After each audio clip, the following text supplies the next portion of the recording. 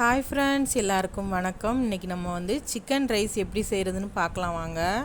இந்த chicken rice நான் கடையில் உள்ள மாதிரி ரோட்டு கடையிலலாம் வாங்குவோம்ல, சூப்பர் டேஸ்ட் அதே மாதிரி இருக்கும். வாங்க இதுக்கு என்னென்ன பொருள் தேவைன்னு பார்த்துடலாம். சிக்கன் நான் ஃபஸ்ட்டே பொரிச்சு வச்சுட்டேன். நம்ம மசாலாலாம் போடுவோம்ல, அது மாதிரி போட்டு எண்ணெயில் நல்லா பொரிச்சு எடுத்து வச்சுட்டேன். அதனால் இது 5 நிமிஷத்தில் ரெடி பண்ணிடலாம்.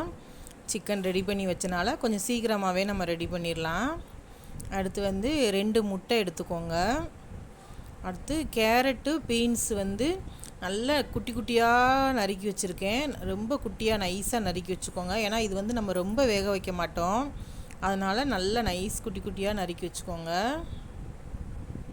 அடுத்து இதில் ஜீரகம், வெள்ளை மிளகு, கருப்பு மிளகு, உப்பு இந்த 4ஐயுமே நல்லா மிக்சியில் நைஸாக பவுட்ரு பண்ணி வச்சுருக்கேன். இதே மாதிரி நீங்களும் பவுட்ரு பண்ணி எடுத்துக்கோங்க. அப்படி இல்லைன்னா நீங்கள் பொடியாகவே சேர்த்துக்கலாம். இது ஆயில், என்ன ஆயில்னால் நம்ம சில்லி பொரிச்சோம்ல அதில் மீத உள்ள ஆயில் தான். இதில் ஃப்ரைட் ரைஸ் போடும் போது டேஸ்ட் சூப்பராக இருக்கும். இது அந்த கடைக்காரங்க சொன்ன சீக்ரெட் தான் இது. நீங்களும் இதே மாதிரி செஞ்சு பாருங்கள். இல்லை உங்களுக்கு பிடிக்கலன்னா நீங்கள் வேறு ஆயிலில் கூட நீங்கள் செஞ்சுக்கலாம். அடுத்து இது க்ரீன் சில்லி சாஸு, இது சோயா சாஸு, இது ஒவ்வொரு ஸ்பூன் தேவைப்படும்.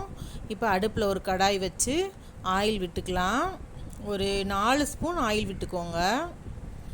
ஆயில் விட்டாச்சு. ஆயில் நல்லா சூடானதுக்கப்புறம் முட்டையை உடச்சி இதில் ஊற்றி நல்லா முட்டையை நல்லா முட்டை திரண்டு வரணும். அந்த அளவுக்கு நல்லா பொரித்து எடுத்துக்கலாம். இதே ஆயிலில் கூட பொரிச்சுக்கலாம், இல்லை நம்ம தனியாக ஒரு கடாயில் பொரித்து கூட இதில் சேர்த்துக்கலாம். நான் நேரம் ஆகுன்றனால இந்த கடாயிலே ஃபஸ்ட்டு முட்டையை உடச்சி ஊற்றி நல்லா முட்டை திரண்டு வர்ற அளவுக்கு நல்லா பொரித்து எடுத்துக்கிட்டேன். கடையில் இது மாதிரி தான் செஞ்சாங்க, அதே மாதிரியே தான் நானும் செய்ய போகிறேன். கடையில் வாங்குகிற மாதிரியே நல்லா சூப்பர் டேஸ்ட்டாக வரும். நல்லா முட்டையை திரண்டு வந்துருச்சு. இப்போ நம்ம காய்கறியை சேர்த்துக்கலாம். கேரட்டு, பீன்ஸு இந்த 2ஐயுமே இதில் சேர்த்துக்கலாம், ஒன்றாவே சேர்த்துக்கலாம். இதில் நீங்கள் கேப்சிகம் சேர்க்கனாலும் சேர்த்துக்கலாம். கேப்சிகம் சேர்த்திங்கனாலும் டேஸ்ட் சூப்பராக இருக்கும். அடுத்து முட்டைக்கோஸ் வேணால் நம்ம சேர்த்துக்கலாம். நான் இப்போ கேரட்டும் பீன்ஸும் தான் எங்கிட்ட இருந்தது, அதனால் இந்த 2ஐயுமே நான் சேர்த்து இதை ஒரு பாதி வேகிற அளவுக்கு நல்லா வதக்கிக்கிட்டேன். இது முழுசாக வேகணும்னு அவசியம் இல்லை. ஃப்ரைட் ரைஸில் கொஞ்சம் பாதி வெந்தாலே போதும். நல்லா வெந்துருச்சு. இது வெந்தோடனே இது soya sauce, 1 spoon soya sauce சேர்த்துருக்கேன். சேர்த்து நல்லா கிண்டிக்கோங்க. அதுக்கடுத்து சில்லி சாஸு, இது நல்லா கிண்ணோடனே சில்லி சாஸ் சேர்த்துக்கலாம். ரெட் சில்லி சாஸ் இருந்தால் நீங்கள் அதையும் சேர்த்துக்கோங்க. ஏதாவது ஒன்று சேர்த்தா போதும். சேர்த்துட்டேன். சேர்த்து இது நல்லா கிண்டி எடுத்துக்கோங்க. ரொம்ப நேரம் கிண்டணும் அவசியம் இல்லை. அந்த முட்டையிலலாம் அது ஒன்றா கலக்கிற வரை கிண்டினா போதும். அடுத்து இந்த பொடி நுணுக்கி வச்சுருந்தோம்ல, வெள்ளை மிளகு, கருப்பு மிளகு, ஜீரகம், உப்பு இந்த 4ம் சேர்ந்த பொடியை போட்டு இதையும் அந்த காய்கறியில் முட்டையெல்லாம் நல்லா பரவுற மாதிரி கிண்டி விட்டுக்கலாம்.